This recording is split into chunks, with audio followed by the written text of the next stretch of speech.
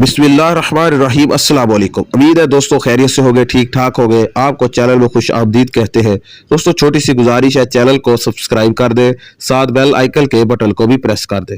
दोस्तों ये जो मैं नुस्खा आज लेके आया हूँ ये गुर्दों के मरीजों के लिए है। इंशाल्लाह आप इसको अपनी ज़िंदगी में इस्तेमाल करेंगे तो हमें ज़रूर दवाएं देंगे। दोस्तों गुर्दों में पथरी और डायलिसिस करवाने वाले मरीजों के लिए खुशखबरी। आपसे एक छोटी सी अर्ज है, मेरे अहल वयाल और वालदैन के लिए खुसूसी दुआओं की दरख्वास्त है। गुर्दों के इलाज का ये नुस्खा सिर्फ 2 अज्जा का मुरक्किब और बहुत सस्ता और सादा और आसान है। सिर्फ इस वजह से इसे मामूली ना समझे।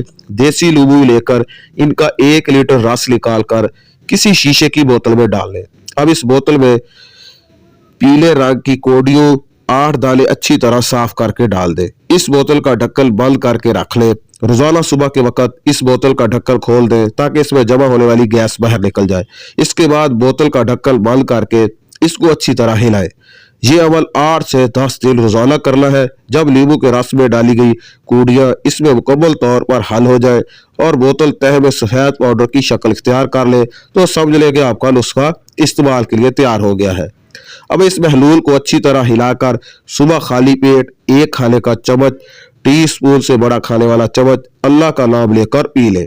इसके 1 या 2 घंटे के बाद नाश्ता कर ले। हो सकता है किसी मरीज को इस नुस्खा के 1 बोतल पीने से मुकम्मल फर्क ना पड़े तो 2 या 3 बोतलें बनाकर इस्तेमाल कर सकता है। कूड़ियां ये पल्सार वालों से बहुत सस्ती दामों मिल जाएगी। पूरी कोशिश करें कि आपको देसी नींबू मिल जाए।